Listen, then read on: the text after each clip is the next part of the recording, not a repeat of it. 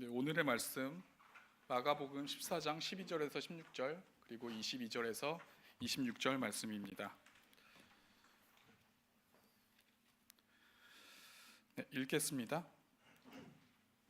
무교절의 첫날 곧 유월절 양 잡는 날에 제자들이 예수께 여짜오되 우리가 어디로 가서 선생님께서 유월절 음식을 잡수시게 준비하기를 원하시나이까 하매 예수께서 제자 중에 둘을 보내시며 이르시되 성내로 들어가라.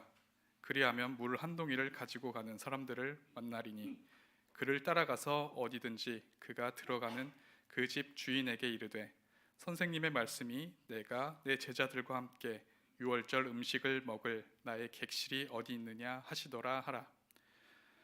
그리하면 자리를 펴고 준비한 큰 다락방을 보이리니 거기서 우리를 위하여 준비하라 하시니 제자들이 나가 성내로 들어가서 예수께서 하시던 말씀대로 만나 유월절 음식을 준비하니라. 22절입니다.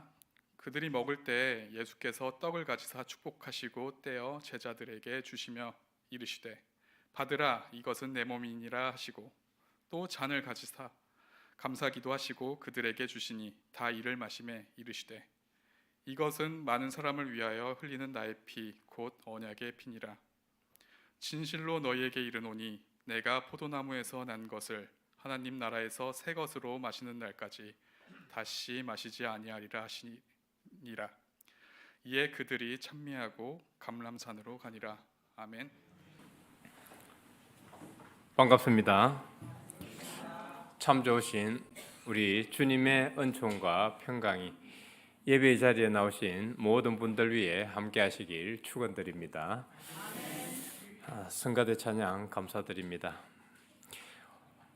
전통 설 명절이 시작되었습니다. 설 명절 황금 연휴를 어떻게 보내실 계획이신가요?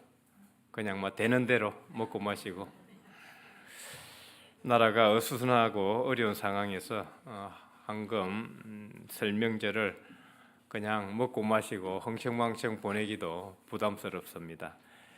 나라가 힘든데 또 그렇게 보낼 수는 없는 노릇입니다. 우리는 지금과 같은 국가적 상황에서 그리스도인으로서 설 명절 기간을 어떻게 보내면 좋을지 생각해 보는 것도 참 좋을 것 같습니다. 오늘 하나님이 주신 성경 말씀에는 예수님은 유대인으로서 유대인의 큰 명절인 유월절을 의미 있게 보내십니다. 우리는 그리스도인으로서 또 한국인으로서 예수님의 모범을 따라서 전통 설 명절을 어떻게 보내면 좀 더 의미가 있는지 생각해 보고자 합니다. 유월절은 이스라엘 백성이 아주 오랜 기간 동안 이집트의 압제와 착취와 지배 아래 있다가 해방과 구원을 얻게 된 그 출애굽을 기념하는 큰 명절입니다. 첫 번째 서건을 띄워주면 모세오경에는 유대인의 그 세 가지 큰 절기가 있습니다. 유월절, 칠칠절, 초막절이죠. 그 신약 성경에는 이제 이 칠칠절을 오순절이라고도 합니다. 칠칠절에는 밀을 수확해서 밀의 첫 열매를 드리고 그리고 광야 출애굽을 해서 시내산에 올라가서 하나님으로부터 십계명을 받게 되는데 그때가 바로 칠칠절이었습니다. 그래서 칠칠절에는 시내산에 올라가서 십계명을 받은 것을 이제 기념하게 됩니다. 세 번째가 이제 초막절인데 이스라엘 백성들이 출애굽을 해서 이제 광야 생활을 하면서 고정된 집에서 사는 것이 아니라 막 이동을 하게 됩니다. 이동을 하게 되면은 그냥 초막을 짓고 살았습니다. 그럼 초막을 지으면은 저기 하늘에 별이 다 보이고 하겠지요. 그래서 이 초막절 절기에는 그들이 초막을 짓고 거기에 기거하면서 조상들이 광야 생활을 하면서 겪었던 그 고통을 같이 공감을 하고 40년 광야 생활 동안 하나님께서 인도해 주신 그 은혜에 이제 감사하는 그런 절기가 바로 이제 초막절입니다. 이 세 가지 이제 절기가 모세오경에서는 가장 큰 절기인데 그 중에서 이제 유월절이 가장 큰 절기입니다. 유월절은 아시다시피 넘어가다는 뜻이죠. 한자도 보면 유월 넘어간다는 뜻이거든요. 넘어간다는 뜻인데 이 왜 이제 넘어가는가 하면은 그 하나님께서 이제 모세를 통해서 이스라엘 백성들을 출애굽시키기 위해서 해방시키기 위해서 이집트 파라오 왕과 몇 차례의 이제 협상을 벌이게 됩니다. 그 협상을 벌이게 되는데 9차례 협상을 벌였지만은 이집트의 파라오 왕이 이스라엘 백성들을 놓아주지 않습니다. 그 협상을 벌일 때 이제 첫 번째 협상 카드가 하나님께서 나일강을 피로 물들이는 것이죠. 두 번째가 깨구리가 창궐하고 티끌이 이로 변하고 파리떼가 창궐하고 메뚜기 떼가 창궐하고 악성종기가 나고 가축들이 죽어가고 우박이 그냥 쏟아지고 암흑이 천지를 막 이렇게 압박을 하고 이런 이제 빛이 없이 이런 어떤 9차례 협상 카드를 보내지만은 이집트 파라오 왕은 요지부동이었습니다. 그래서 하나님께서 10번째로 이제 재앙을 내리시게 되죠. 10번째로 재앙을 내리시게 되는데 그 10번째 재앙이 뭐냐면 첫 소생은 처음에 태어난 것은 다 죽는 겁니다. 그런데 이스라엘 백성은 면하게 해주셨죠. 어떻게 면하게 해주셨어요? 어린 양의 피를 문설 주면은 이제 왼쪽 오른쪽 기둥 들어가는 문에 그 문설주에 어린 양의 피를 바르고 그 가로세로를 이어주는 위에 인방에 피를 바르게 되면은 죽음의 사자가 넘어가게 되는 거죠. 그래서 이스라엘 백성들은 이제 어린 양의 피를 문설주와 인방에 발랐을 때 죽음의 사자가 넘어가게 되고 그 외에 바르지 않은 이스라엘과 파라오 집안에는 첫 소생이 죽는 그런 재앙이 내립니다.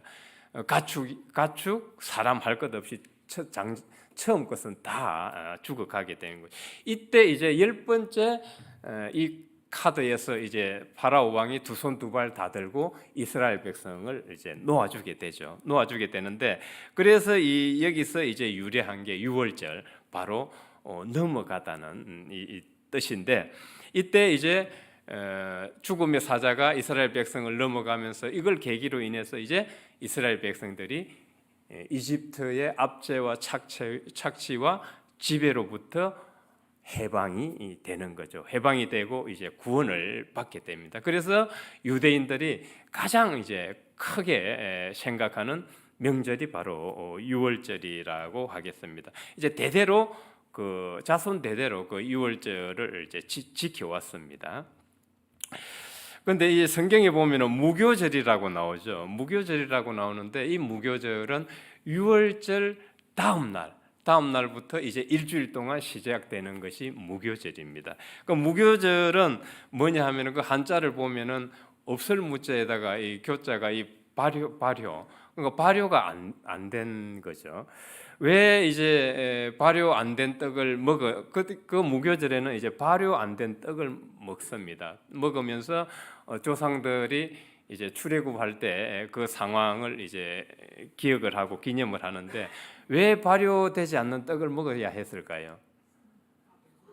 예, 급히 속히 지금 출애굽을 해야 되기 때문에 언제 발효시키고 할 시간이 어디가 있겠어요? 그 틈이 없죠. 그래서 발효되지 않은 떡을 이제 급히 먹고 출애굽을 했던 것입니다. 그렇게 해서 이제 유월절 다음 날부터 일주일 동안 무교절을 보냈습니다.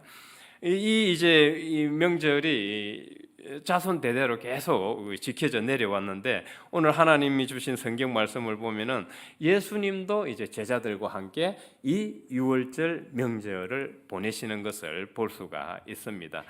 예수님이 이제 유월절을 보내시기 위해서 이제 장소와 이제 음식을 준비를 하시는데 장소는 뭐 예수님 분부대로 이제 해서 장소는 정했는데 그 유월절 음식을 보니까 전통적인 지금 음식과는 조금 차이가 있습니다. 예수님이 이제 제자들을 통해서 준비한 음식은 딱 두 가지만 있어요. 뭐가 있죠? 떡하고 포도주 두 가지만 있어요. 다른 거는 지금 없습니다. 그 유대인들이 이제 이 유월절을 보낼 때 유월절 음식을 준비하는데 그 반드시 있어야 되는 것이 양의 뼈예요. 양의 뼈. 왜냐하면 그게 이제 어린 양의 피를 발랐을 때 죽음의 사자가 넘어가지 않습니까? 바로 해방과 구원을 상징을 하는 것이기 때문에 양의 뼈가 반드시 있어야 되고 그걸 이제 먹습니다. 그 다음에 또 뭐가 있어야 될까요? 썬 나물, 그리고 썬 채소, 그리고 삶은 계란, 그리고 이제 그 뭐 꿀에다가 계피 가루를 섞어서 이제 견가루와 이렇게 어겐 것들이 있는데 어겐 과일이라든지 이걸 섞어서 먹었어요. 이 5가지를 먹었는데 그 썬 나물, 썬 채소는 왜 먹었을까요? 이제 그 조상들이 광야 생활 출애굽하면서 이제 광야 생활하면서 겪었던 그 고통, 괴로움을 이제 이집트에 있으면서 받았던 그런 고통과 괴로움을 이제 기억을 하는 거죠. 그러면은 어겐 과일이나 뭐 그 꿀이나 계피를 섞어서 이렇게 어겐 견과류와 이 어겐 혼합물을 먹었던 것은 왜 그럴까요? 이집트 노예로 있을 때 벽돌을 만들 때 진흙을 이제 이겨서 만들었던 것을 이제 상징을 하는 것, 그것을 기억을 하는 거죠. 그런데 오늘 성경을 보니까 예수님이 준비한 음식에는 이런 것들이 없어요. 떡과 포도주만 있어요. 떡과 포도주만 있습니다. 반드시 준비되어야 될 어린 양도 없어요. 어린 양도 없습니다. 세례 요한 아시죠? 세례 요한은 예수님보다 이제 성경에 보면은 예수님과 사촌지간이에요. 사촌지간인데 예수님보다 6개월 먼저 태어나셨는데 그가 먼저 와서 이제 예수님의 길을 이제 예비를 했습니다. 예비를 했는데 예수님이 세례 요한 보고 그러셨죠. 이 땅에서 여자의 몸에서 태어난 사람 중에 세례 요한보다 큰 자가 없다. 왜 그랬을까요? 예수님의 길을 예비를 했고 예수님을 알아본 사람이기 때문에 예수님이 그리스도시라는 것을 알아봤기 때문에 요한복음에 보면은 1장 29절에 보면은 세례 요한이 이렇게 말해요. 요한이 예수께서 자기에게 나오심을 보고 이르되 보라 세상의 죄를 지고 가는 하나님의 어린 양이로다. 그러니까 세례 요한은 예수님을 보고 그가 세상을 구할 그리스도시라는 것을 알았다는 거예요. 이걸 볼 줄 알았기 때문에 대단히 큰 사람이죠.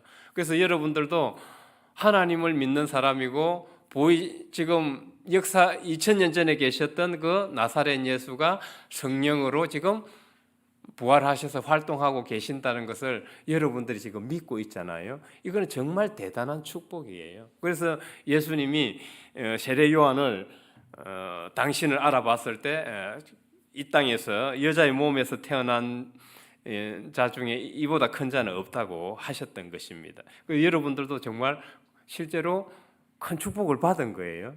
예수 그리스도를 구세주로 받아들인 이 자체가 상당히 축복을 받은 겁니다. 큰 사람이에요, 큰 사람. 재산은 조금 다를 수도 있어요. 물질적인 건 다를 수 있는데 영적인 측면에서 아주 큰 것을 받았다고 생각하시면 됩니다. 그러니까 이제 떡하고 포도주만 있는데 어린 양은 누구시라고요?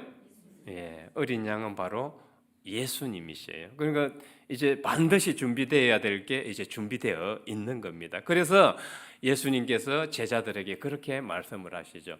떡을 축사를 하시고 축복 기도를 하시고 떡을 나누어 주시면서 이것은 내 몸이다. 그리고 포도주를 주시면서 이것은 언약의 피다. 라고 이제 주신 거. 이 언약의 피라는 것은 뭐냐 하면은 이제 전 인류가 나의 몸과 피로 인해서 구원을 받게 될 것을 예고하시는 겁니다. 예고하시는 겁니다. 그렇게 해서 이제 유월절 준비 기간에 예수님은 제자들에게 당신의 살과 피를 나눠 먹게 하시고 그날 저녁에 붙잡히셔서 다음 날 십자가를 지시고 돌아가시게 되죠. 3일 후에 부활하셔서 부활과 더불어 주님을 떠났던 제자들은 다시 돌아오게 되고 주님의 제자들은 예수님의 그 구원 사역을 개성해 가게 되는 것입니다. 우리는 예수님께서 유대인의 전통 명절인 유월절을 참으로 의미심장하게 보내신 것을 알 수 있습니다. 바로 구원 사역, 생명 살림에 초점을 두셨습니다.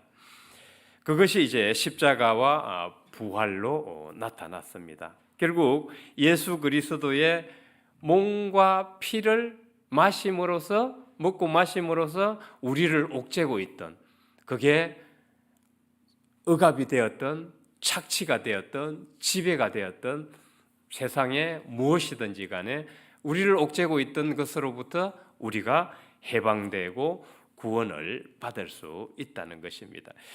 그러면 예수 그리스도의 몸과 피는 우리가 지금 현재에서 보면은 뭘로 볼 수 있을까요? 예수 그리스도의 몸과 피를 우리가 지금 먹고 마시고 있는데 뭐예요? 말씀이죠. 말씀입니다. 예수 그리스도의 몸과 피는 말씀이고 그것을 먹고 마시는 공동체가 뭐예요? 교회입니다. 그러면 교회 공동체는 예수 그리스도의 말씀, 몸과 피를 먹고 마시기만 합니까? 어떻게 해야 돼요?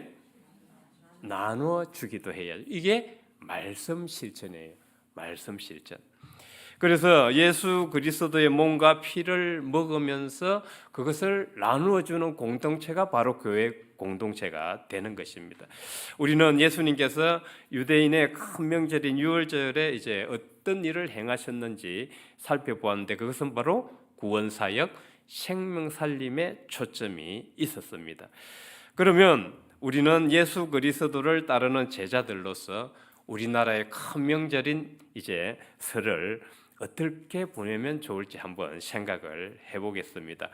설은 농경 사회에서 이제 뭐 24절기가 있죠. 농경 사회에서 이제 새해의 시작을 알리고 신에게 새해의 안녕과 복을 기원하며 조상에게 감사를 드리던 그 전통에서 이 설이 시작이 되었습니다. 그래서 이 전통이 쭉 내려져 오면서 지금도 우리 여전히 그렇게 전통을 지키고 있죠. 같이 가족끼리 모여서 조상에게 차례를 지내고 가족이 모여서 화합하고 이제 화합을 다지는 날로 지켜오고 있습니다. 6월절과 설명제는 분명히 다릅니다. 다른데 그래도 이제 공통점이 있습니다. 공통점이 있는데 두 명절은 모두 가족 단위로 모여서 행사와 나눔을 해요. 가족 단위로. 그리고 새로운 시작이라는 것. 우리는 이제 설이 음력으로 1월 1일이니까 새로운 시작인데 유대인의 유월절은 이제 이집트로부터 해방되었으니까 그때부터 그들은 자유로운 몸으로 새로운 시작을 하게 되는 것입니다. 그 삶은 달걀이 바로 그들이 유월절 음식으로 삶은 달걀을 먹는데 그게 새로운 생명, 새로운 시작을 의미합니다. 그 세 번째는 신에게 감사드리는 것이 똑같아요. 똑같습니다. 그리고 가족과 민족의 화합과 공동체성을 강화하는 것. 이게 유월절과 설 명절이 같습니다. 우리나라 설과 유월절은 서로 다르지만은 우리는 예수님께서 유월절에 행하셨던 그 생명 살림 구원 사역에 근거해서 설을 보낸다면은 좀 더 의미 있는 그런 시간을 보내고 예수님께서 유월절을 보내셨던 그 생명 살림 구원 사역을 좀 더 깊이 있게 묵상해 볼 수 있을 것입니다. 그래서 우리는 설명절을 이제 보낼 때 생명 살림, 구원 사역에 동참하는 차원에서 생명 살림에 초점을 맞춘다면은 의미 있는 시간을 보내는 것이라고 하겠습니다. 물론 생명을 살린다고 해서 숨이 지금 막 넘어가는 사람을 살리는 것도 생명 살림입니다. 생명 살림인데 그 외에도 생명을 살릴 수 있는 방법은 다양합니다. 다양한데 그 중에서 몇 가지를 생각을 해본다면은 이번 설명절에 우리는 가족 공동체가 모여서 이제 행사와 나눔을 하게 됩니다. 행사와 나눔을 하게 되는데 이 가족과 친지가 모이는 다 같이 모일 수 있는 시간이 그렇게 많지 않습니다. 기회가 많지 않은데 이 기간에 이제 생명 살림을 할 수 있어요. 가족 간에 맺힌 엉어리를 풀고 그 어떤 그런 감정들을 해소한다면은 생명 살림이 될 수가 있습니다. 실제로 마음과 정신을 기쁘게 해주고 자유롭게 해주는 것은 대단히 중요합니다. 내각적으로 본다면은 교통사고로 고통을 당하는 것과 심리적, 정신적 상처를 받아서 고통을 당하는 것은 그 크기가 같다고 그래요. 그러니까 우리가 말로 실수를 해서 본의 아니게 상대방에게 이제 상처를 주기도 하지만은 의도성을 가지고 그죠? 의도성을 가지고 상대방에게 상처를 줄 수도 있어요. 그러면 이거는 어떤 행위일까요? 상대방에게 교통사고를 내는 것과 같은 그런 크기예요. 무슨 말씀인지 아시겠죠? 우리가 교통사고가 났을 때 허리를 다쳤어요. 그럼 이 아이고 허리야 그러면서 그러는데 그걸 어디서 느낄까요? 우리 뇌에서 엔테리어 싱글레이트라는 곳에서 고통을 느껴요. 그러면 심리적, 정신적 고통도 똑같은 부위에서 느껴요. 엔테리어 싱글레이트에서. 그렇다면은 우리가 의도적으로, 물론 이제 의도가 아닌데 말을 실수하는 경우도 있는데 의도성을 가지고 공격을 하고 말폭력을 행사해서 상처를 준다면은 그거는 교통사고를 내서 상처를 주는 것과 같다. 이렇게 본다면은 우리가 말조심을 해야 되겠지요. 해야 돼요. 이번 가족과 친지간이 모일 때 특히 말조심을 해야 됩니다. 특히 말조심을 해야 됩니다. 가족끼리 모여서 요즘 뭐 합니까? 요즘은 새 잡는다 그래요? 새 잡아요? 안 잡아요? 예. 뭐 합니까 요즘 설명절에 모이면?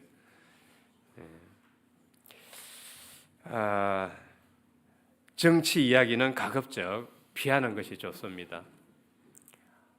부모 세대와 자녀 세대 맞지 않아요. 그리고 강요하면 할수록 싸웁니다. 그래서 정치 이야기 가급적 하지 않는 게 좋고 젊은이들의 그 결혼, 연애, 직장, 출산 계획 이런 거 안 물어보는 게 좋아요.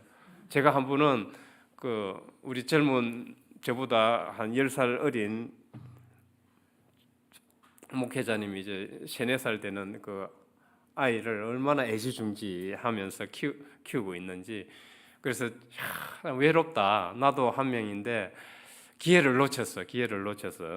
나도 한 명인데 지금 본전이 안 된다. 본전. 둘이 결혼해서 지금 한 명밖에 안 돼서 본전이 안 되는데 당신은 좀 본전이라도 찾아라. 한 명 더 낳아봐라. 그랬더니 당장 저에게 돌아오는 말이 목사님 요즘 그 하나 더 낳아라 그런 말 하면은 꼰대인 거 아시죠?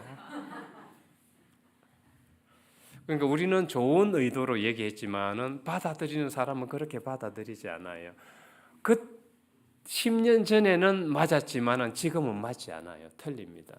우리는 이걸 알고 이제 소통하고 대화를 해야 되는데 그래서 젊은이들의 말을 많이 들어주는 게 좋아요. 내가 말을 많이 하기보다 내가 어른으로서 막 지도하고 가르치고 높아지면서 그렇게 우리는 하죠. 좋은 의도로 하는데 많이 들어주는 게 좋습니다. 그래서 가족과 친지가 모이는 이 한 자리에 모이는 이 시간을 우리는 참 깊이 생각하고 말을 조심하고 좀 많이 경청을 하면서 맺힌 엉어리를 푸는, 그렇게 해서 화목과 화평을 도모하는 시간을 가진다면은 그것이 바로 하나님의 말씀을 실천하는 것이고 생명 살림을 하는 것입니다. 갈라디아서 5장 22절로 23절에서는 성령의 열매 9가지를 말합니다. 그 중에 화평이 성령의 열매입니다. 이 성령의 열매는 우리가 말씀을 실천해야 맺히는 거예요. 그냥 맺히지 않습니다. 앞서 제가 뭐라 그랬죠? 교회는 하나님의 그리스도의 몸과 피를 먹고 마시는 공동체입니다. 더불어서 어떻게 해야 된다고요? 말씀 실천을 통해서 몸과 피를 다른 사람에게 나눠줘야 되는 거예요. 이때 성령의 열매가 맺히는 것입니다. 그렇지 않고는 성령의 열매를 맺을 수가 없죠. 그래서 사도 바울은 우리가 그리스도의 편지라고 했어요. 뭡니까? 우리가 이제 말씀이 돼가지고 메시지를 전하는 편지가 돼야 된다. 그러니까 그리스도의 몸과 피를 우리가 상대방에게 나눠줘서 그 사람들의 생명을 살리는 일을 해야 된다는 말입니다. 우리는 내 이 작은 자아, 이 내 작은 자존심, 누가 그래요? 남는 거는 뭐 이 존심밖에 없다 그러기도 하는데 우리는 이 존심 때문에 큰 일을 못하는 것 같아요. 생명 살림에 동참을 못하는 것 같아요. 예수님은 6월절에 생명 살리는 일을 보여주셨는데 우리는 이 내 작은 자아를 지키기 위해서, 내 이 자존심을 지키기 위해서 우리는 그 선을 넘어가지를 못하는 것 같아요. 정말 좀 대성적 차원에서 그냥 다가가서 야 미안하다, 내가 옛날에 그랬지, 우리 그냥 풀자, 서로 화해하자, 이렇게 하면은 좋아질 것인데 이 작은 자아의 벽이 넘을 수가 없는 것 같아요. 참으로 힘든 것 같아요. 그래서 어때요? 저 이제 100m 밖에서 100m 그 횡단보도 한 100m 이상 되죠. 눈 시력은 안 좋아요. 앞에 글씨는 잘 안 보여요. 그런데 100m 밖에서 자기가 미워하는 사람 오면 바로 눈에 띄어요. 그렇지 않나요? 어떻게 그렇게 시력도 안 좋으신데 100m 밖에 거는 잘 보나 몰라. 그러면 어때요? 어떻게 해요? 얼굴 안 맞춰주려고 돌아가잖아요. 우리는 어떤가요? 이 작은 자아를 지키기 위해서 얼마나 불필요한 일을 하고 쓸데없는데 계속 에너지를 낭비하고 있어요. 이래서 안 되고 저래서 안 되고 그래서 안 되고 결국 맺힌 엉어리도 풀지 못하고 아이고 그냥 뭐 100m 밖에서 보면 뭐 얼굴 피하고 살아가지 뭐. 그게 더 편한 거예요. 실제로 그게 더 불편한데. 그래서 우리는 이 성령은 우리가 마음문을 열어줘야 활동을 하셔요. 우리가 마음문을 열어줘야 활동을 하는데 우리가 마음문을 닫고 있기 때문에 성령이 활동을 못 하십니다. 조금 이번에는 이 명절 연휴 기간에는 정말 내가 예수님께서 6월절을 보내실 때 생명 살림을 하셨지, 나도 이 구원사역에 동참해야 하지, 이런 심정으로 나의 작은 자아를 내려놓고 몸을 끌고 한번 상대방에게 그 중력을 이기면서 확 뒤에서 잡아당기죠. 작은 자아가 가지 말라고 막 확 잡아당기지만은 이 작은 자아가 잡아당기는 중력을 이기고 몸을 끌고 한번 나가봅시다. 나가서 아이고 미안하다, 용서해달라, 우리가 잘 지내보자, 이거 새해 그렇게 해서 새 출발을 한번 해봤으면 좋겠습니다. 그럴 때 성령께서 감동의 파동을 일으켜 주셔요. 우리 개인의 실체는 한계가 있습니다. 그런데 꼭 기억하셔야 될 게 계산을 하지 마세요. 계산하면 못해요. 그렇죠? 이래서 안 되고 저래서 안 되고 그래서 안 되고 안 합니다. 계산을 절대 하시지 말기 바랍니다.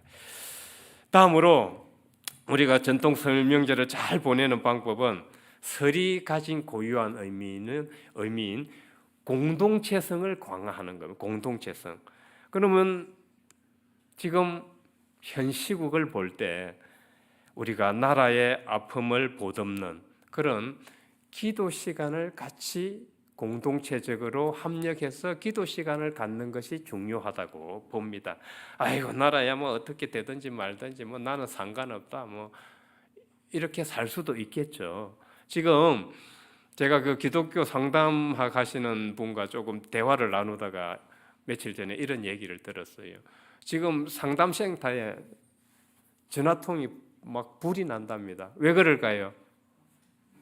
이 국가적 상황 때문에 다들 지금 마음이 편안하지가 않아요.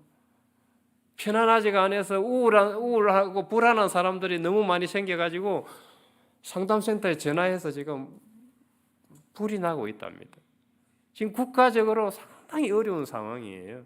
우리는 이때 교회 공동체가 모여서 합력해서 기도하는 것은 바로 그리스도께서 기도하는 것입니다. 마태복음 18장 19절에서 20절을 보면은 두 사람이 땅에서 합심하여 무엇이든지 구하면 내 아버지께서 그들을 위하여 이루게 하시겠다. 두세 사람이 내 이름으로 모인 곳에는 나도 그들 중에 있겠다. 에베소서 1장 22절로 23절에 보면은 그를 만물 위에 교회의 머리로 주셨느니라. 교회는 그의 몸이니. 그러니까 교회 공동체가 두세 사람이 모여서 합력해서 기도하는 것이 그리스도께서 기도하시는 거예요. 그리스도께서.